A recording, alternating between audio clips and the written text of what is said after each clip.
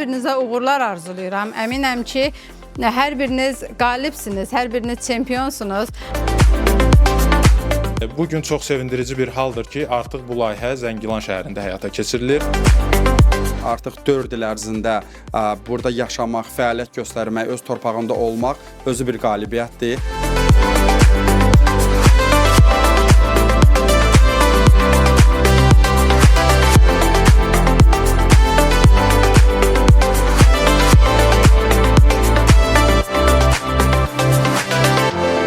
İki dəfə təkrarlanan hecadan ibarət yeganə Azərbaycan şəhəri Tərtər.